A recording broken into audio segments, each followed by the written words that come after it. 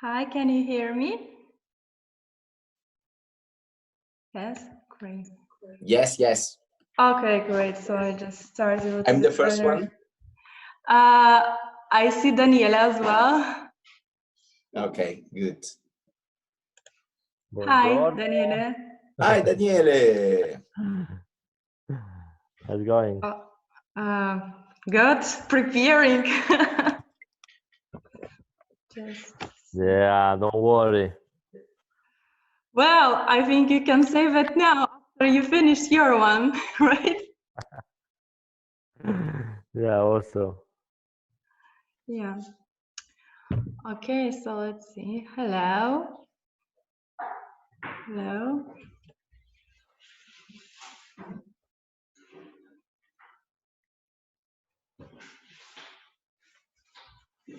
Hello, everybody who is joining us.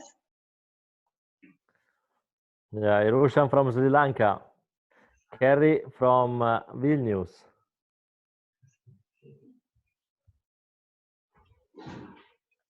So let's wait 1 minute more, right? And then we can start. Of course. Also today I have decided for a plant in the background instead a library. Well, today I am sitting in front of a table, so yeah, different position. Much better. Too much book in this time. I see Daniela, you have also the plant behind you. Yeah. Kerry, I know that she read a lot of books because she's also a writer. Yes. Nice to see you. Nice to see you. Okay, so I think let's start. So I will be sharing my screen and I will start the presentation.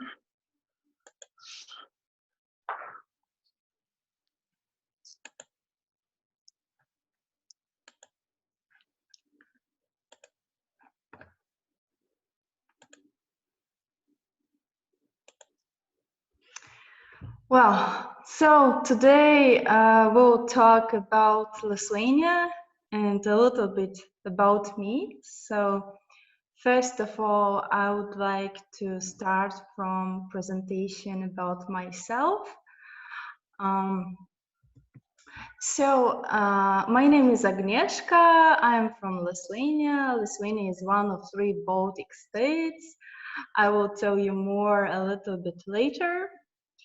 I am a guide, a private guide, guiding, organizing tours in Lithuanian Baltic states.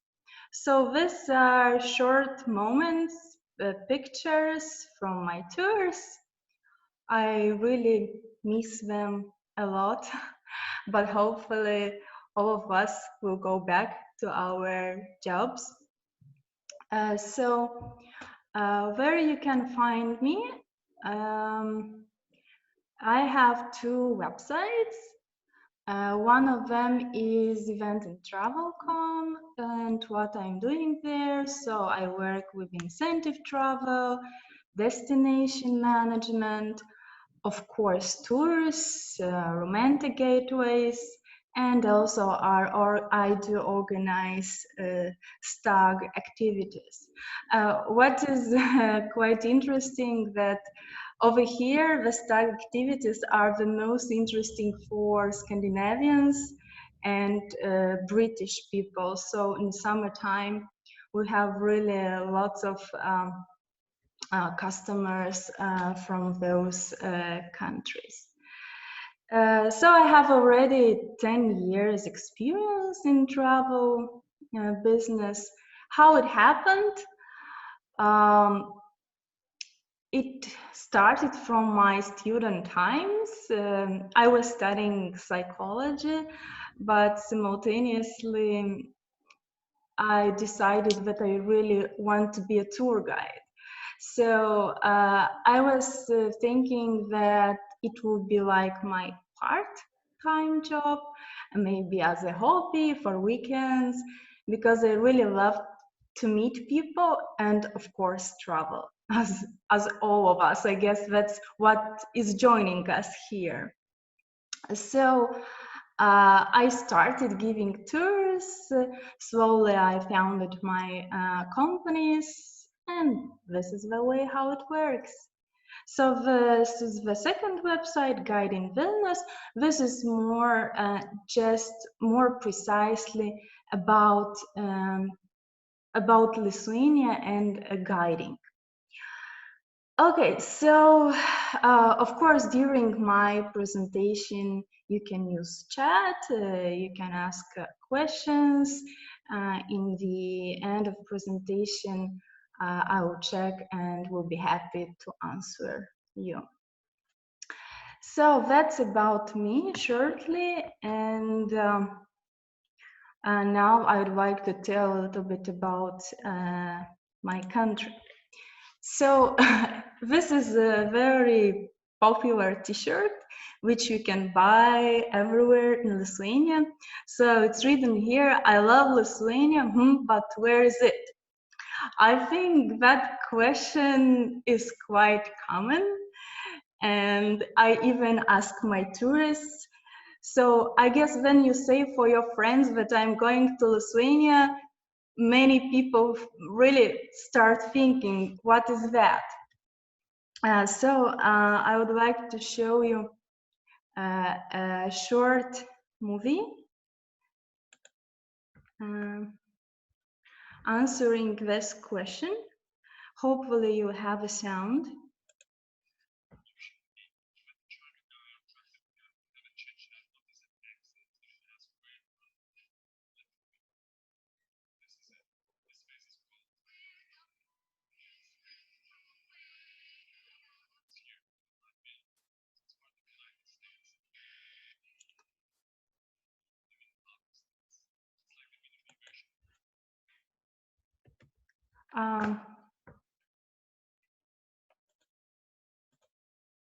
Did you hear me? Did you hear the voice from the movie? Yeah? No, Okay. was no. I mean, we heard, but it was very far. Probably you have to share the sound. Okay, so then I need to find out how it works. Maybe different options. So anyway, maybe you guessed the idea. So that's always a big question. Where is Lithuania? So now I'm switching to the map.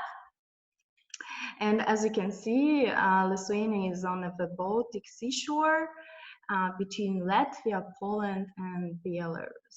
So Lithuania, and I would like to go to Vilnius. Vilnius, the capital of Lithuania, and switch on the satellite mode because this is the easy way actually to find the old town. And of course, most of the tourists for the first time who come to Lithuania, they are interested in the old town. So there we find the red roofs. Sorry, Agnieszka. Yeah? Excuse me. Are you showing the map? Because at the moment, Yes. I see still the presentation in PowerPoint. Yes, I'm showing the map. Okay. Why you have a presentation? Okay. Yeah. Maybe. Okay. Now I can see that you are working on your presentation. Okay, and now I'm showing the map. No? Wait.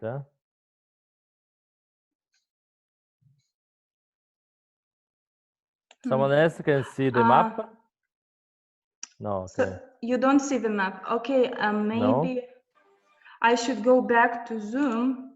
Let me check. Yeah. Maybe click to unshare the screen, and then you can click it back. Yes. New share. Okay, and now I guess this way. Now we can see the map. Yeah, perfect. Okay, so of the old town, so usually in Europe it's quite easily to distinguish it you just look for the red roof zone, and red roof zone often means that this is really old part of a city. And right now I would like to move to the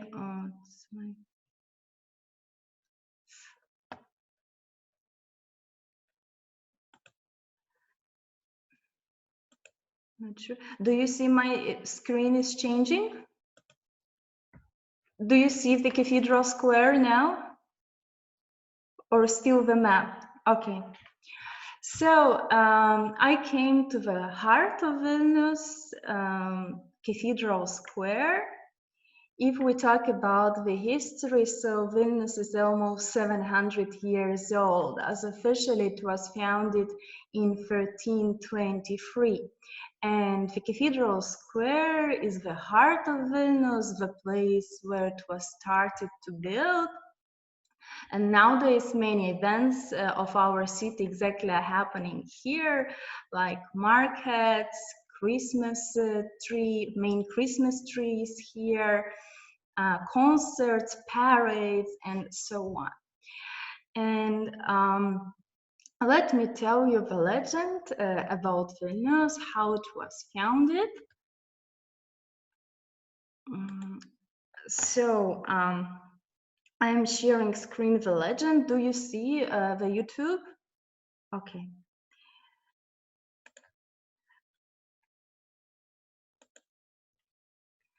So upon a time, Grand Duke Gediminas came for hunting to Vilnius, to the woods. He got tired after the whole day and fell asleep in the forest.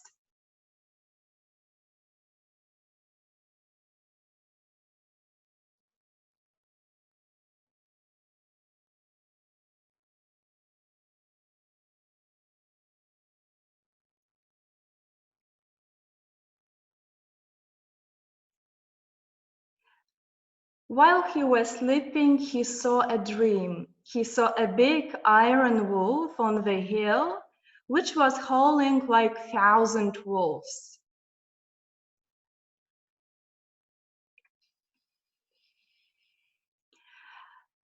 This dream was explained as he needs to build a famous and a strong town like this iron wolf. So he built the castle, and this is the way how Vilnius was founded, by Gediminas castle. By the way, this short movie was on Cathedral Square during one of the holidays in Vilnius. So this is the way how Grand Duke Gediminas founded Vilnius. And this is Gediminas Tower today, exactly the leftings of Gediminas Tower. So on the left corner, you can see from the further view, and over here already on the hill. So this is a symbol of Vilnius. You can also find the symbol in my emblem on the right corner. So I use it for my company as well. So the Tower of Grand Duke Gediminas. And I would like to come back to maps. And once again, we are back to Cathedral Square. And let's walk through it. While we walk a little bit closer, you can see over here red lines on the square. Those lines are marking the previous defensive wall. So back to 13th and 14th century, the main buildings in the center were surrounded by the defensive wall. And my goal is to reach the tile. Everybody is looking for this tile who come to Vilnius. It's here. I'm trying to point it, if you can see that. So this is our magic tile. This is the picture, how it looks. So why every tourist, why every guest is looking for this tile? Because it's memorizing very important event for us, which was the Baltic Way. Maybe ever heard about such event which happened in 1989. That was still a period when Lithuania was a part of the Soviet Union. But it was already the times when people were really striving for the independence. So exactly on this tile, they started such movement called the Baltic Way. It was a live human chain starting from Vilnius, starting from Vilnius, going to Latvia to Riga, and from Riga going to Tallinn, Estonia. So 3 Baltic countries were connected by a live human chain. If you could imagine, it lasted 700 kilometers and over 2.5 million people took part in that. So in those times, there were no internet, when there were no Zoom and so on, and people managed to connect and organize this event. So these are the pictures. These are original pictures. You can see people are standing along the road, holding flags. I would like to pay your attention that this kind of flags, this is our national flag today. It was not allowed in Soviet period. In Soviet period, we had the other flag, which was because we were Lithuanian Soviet Republic, and people were showing resistance against the Soviet occupation. Why it happened in 1989, and exactly the date was 23rd of August, because on the 23rd of August there was signed Ribbentrop-Molotov Pact, when Hitler and Stalin divided Europe, and that resulted in Soviet occupation. So nowadays we commemorate the 23rd of August as a day with almost black ribbons, so which resulted in changes in Europe. So Baltic Way, and nowadays why people are looking this style, because there is a tradition. If you come to this style and you find it, you need to step on it, make a wish, turn yourselves 3 times, and it will come true, as the wish of all those people came true. And I will show you how it's done.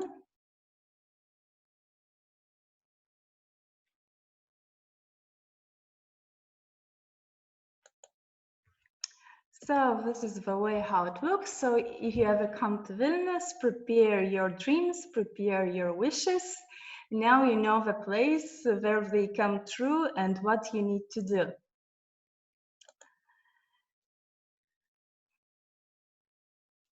So yes, now let's go back to Google Walks.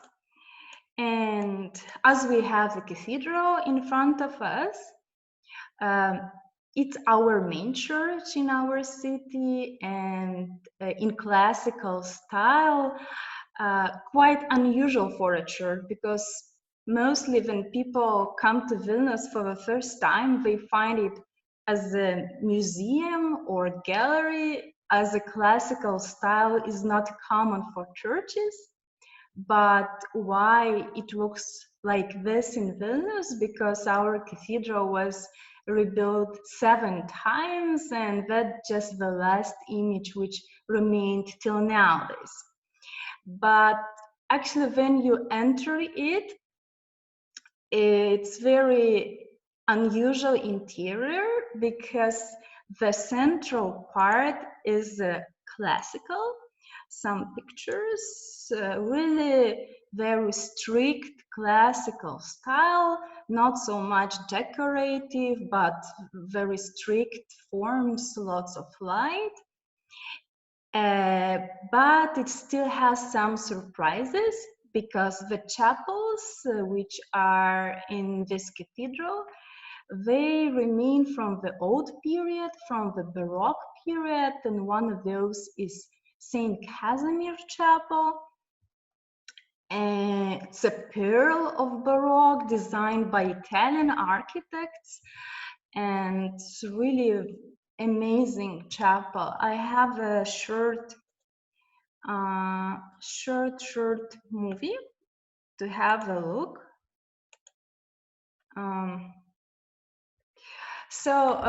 The movie is not very good quality, but it gives you an idea.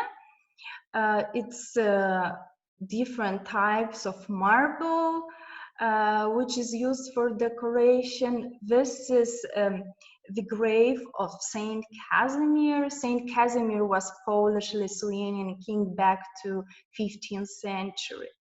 Of course, the dome decorated with stucco, as well the statues of Polish-Lithuanian dukes, silver statues, some frescoes depicting the events from the Saint Casimir life. Under the cathedral, we have also the royal mausoleum where some kings are buried. A very interesting and romantic story is with one of the kings, Vladislav IV Vaza. Actually, we have his heart. So the heart is in the cathedral, while the body is in Poland. Back to those times, it was a tradition that all kings were buried in Poland. But since this king had a special request, there was a woman whom he very loved too, and that's why he asked in his testament to leave his heart in Vilnius, as it's always here. So it happened, his heart remained in Vilnius. So let's go out of the cathedral. As you know, during the Soviet period, religions were forbidden and churches were closed and turned to really like warehouses, libraries, and so on. But our cathedral was relatively lucky because it was turned to an art gallery. And as it was an art gallery, so it was not so destroyed as the other churches were. For example, there were some churches which were turned to manufacture of metal or something like that. So I would like to show you this chapel from the outside. So you can see it's like a separate part of the main building, but with a dome on the top as a really Baroque period building. We are getting closer to the monument. This monument is dedicated for the founder of the Vilnius, Grand Duke Gediminas. Look, here on the corner is the wolf, iron wolf.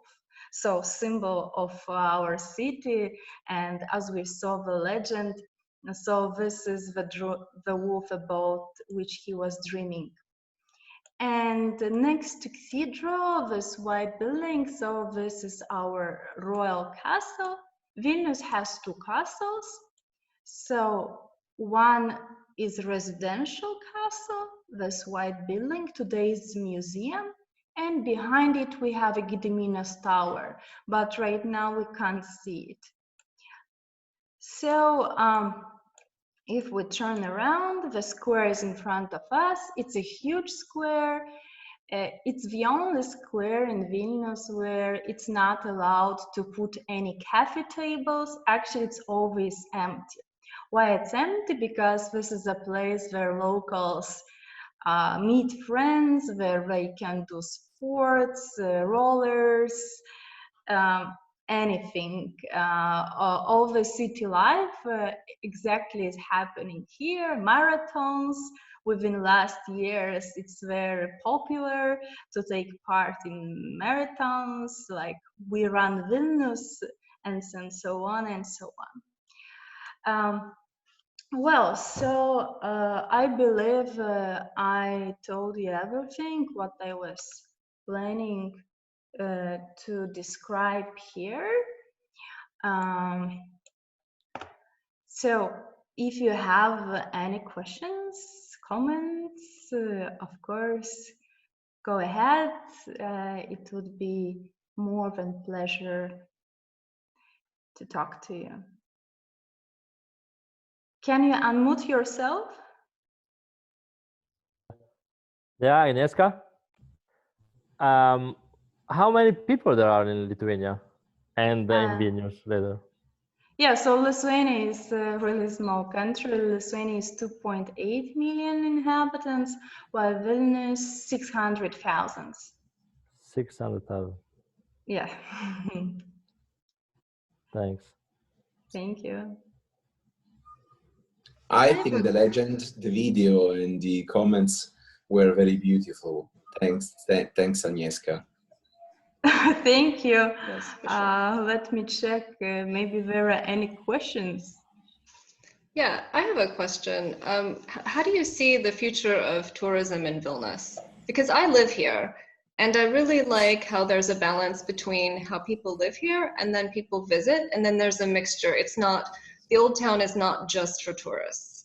So what do you see that, how do you see the future of tourism in Vilnius? Well, even statistically, tourism is really growing everywhere. Every year, we can see that just by hotels, because every year new hotels are built. And I think that really the type of a tourism is changing, because less and less people travel with huge groups, and people are looking for, different destinations. So because people travel more, so they want to see something different and maybe something not so beaten path. And Vilnius has really amazing architecture, very good food. Maybe one of the presentations I will dedicate for our food and national culinary heritage. And nature, everything together. Of course, it's not a huge town where you would spend a long time, but for a few days, it's really a great destination, and still relatively inexpensive to the other destinations in Europe. Great, thanks. Welcome.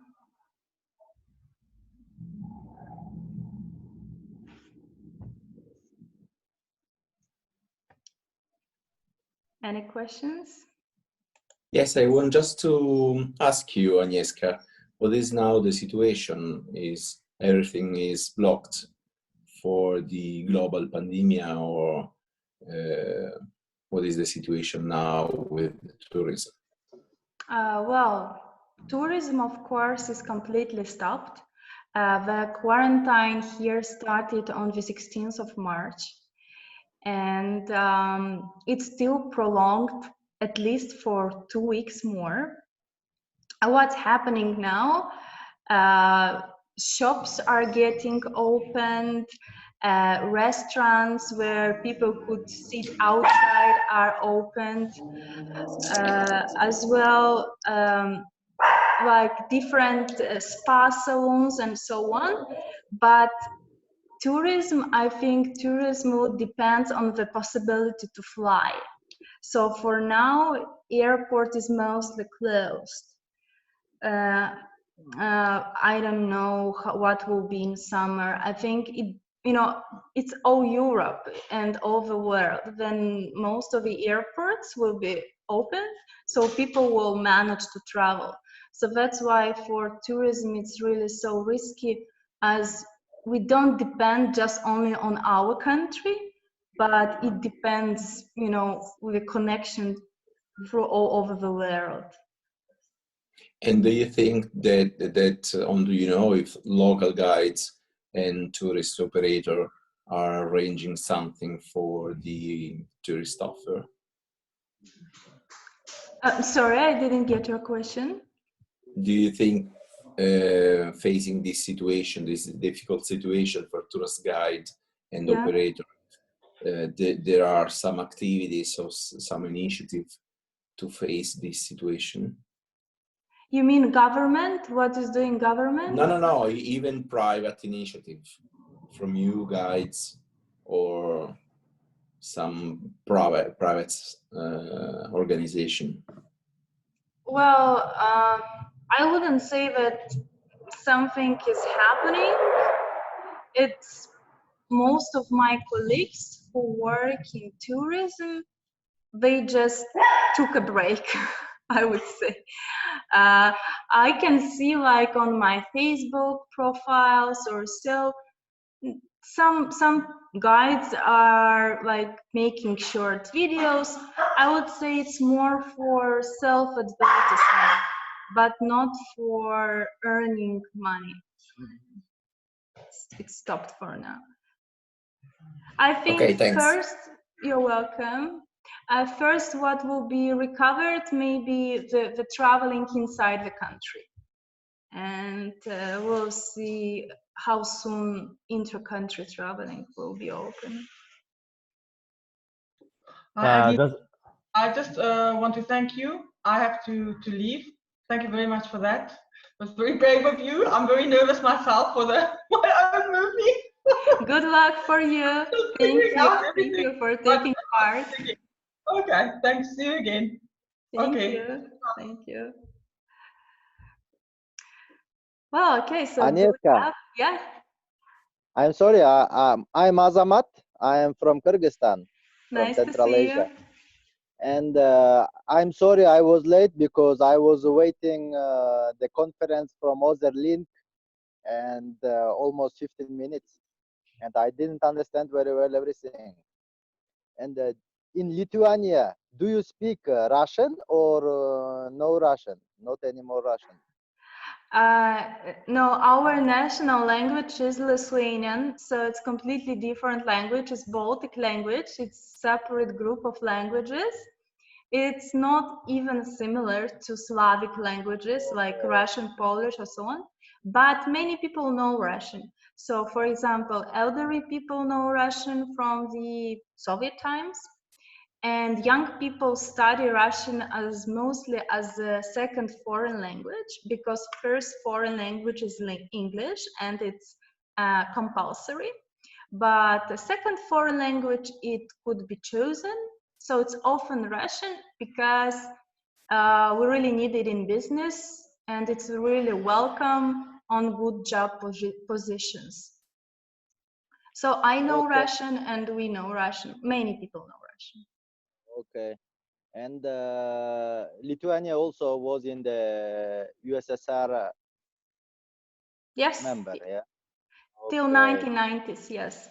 We were the first country to get independence. Okay, and what do you think? For example, in Kyrgyzstan, older people, they said USSR period was perfect, everywhere was the same, the price was lower, you know, there was no, they are happy that they had a work. And now I myself, I didn't feel the USSR power and lifestyle in your country. People are, they miss USSR period, or they are happy with the new independence? I got your question. It's a very common question. It's very often I get this question from my guests because it is relatively new history, the history of my parents. Well, it's very difficult to answer one way, but generally most of people would not like to come back to that period. They are more happy being in this situation. But it's difficult to say that everything was bad in those times. There were some things which were good. And if you ask like my parents, my grandparents, maybe we were a luckier family because we didn't suffer like from deportations to Siberia or in any other kinds of, you know, when many people were killed. They would say it was the period when they were young and so on. Maybe life was easier, but not better for sure. So, you know, it's difficult to compare because it's such a big progress in every country, even if we not talk about the Soviet occupation, but generally. But if I should generally answer in one way, I would say that people would not like to come back to that system. Was it a good Okay. answer? Yeah, it is like my similar answer to my guest also, because everybody say, "Do you miss USSR or no?" Yeah, Myself, it's I common like question. my life, and my parents are they happy with USSR. Yeah, Thank it you. was. It was good answer. And as a guide, what do you do in at the moment during the quarantine? Do you do some progress or some studies, some new thing? For example, myself during the quarantine, psychologically, I suffer a little bit because I don't have a lot of move. I don't have any progress to my work, and for me personally, I am a little bit in not good. I don't feel comfortable. Huh? Well, I really understand you. I think all of us feel very close to it. I would say it's quite anxious time, but I'm trying to study, so I read more books, which I planned to read, but always not enough of time. And since I mentioned you that I'm also psychologist, so I decided to spend more time on psychology, and maybe since guiding is still seasonable job, and in winter we have lots of free time, so I'm planning to combine it with psychology. We'll see what happens, but this time I'm using to study psychology and do yoga in order not to get very worried about this period. Okay, thank you. Can I say one thing? Yes. Just quickly. Azamat, don't worry that this summer, as soon the airport will be open, everybody want to come to Kyrgyzstan because there is no one there and we have a very huge valleys and mountains. So there is no problem about the distance, social distancing. Yes, Daniela, I think you're more than right. I think when, you know, when it will be stopped, this quarantine will be finished, people still will need to use, you know, their airline tickets and so on. So hopefully that the season will be longer than it was usually, and people will come to see us. Well, I think the time is going over soon. And So yes, I just wanted to make a small joke. When you were showing a T-shirt, I said one thing is missing on the T-shirt of Lithuania is yes. a small basketball. Well, we have T-shirts with basketball for sure as well. Yeah, yeah. Everybody But plays basketball in Lithuania. yeah, it's our second religion. Yes. Have you been to Lithuania? Very often, because I'm living in Moscow and my son is playing basketball for CSKA.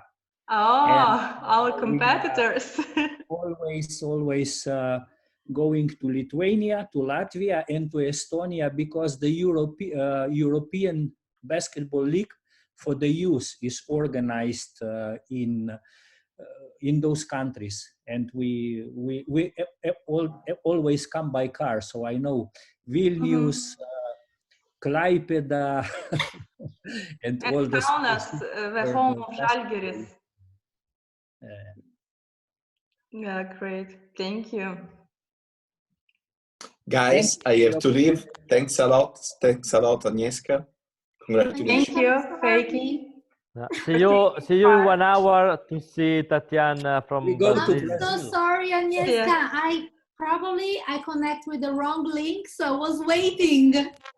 Oh, Well, Brazil woke up. that's my mistake. I sent that link just recently. I'm so sorry, but I'm gonna miss the next one, right? Sorry. Sure. So see you in 1 hour. Thank you for your attention. It was a pleasure to talk to you.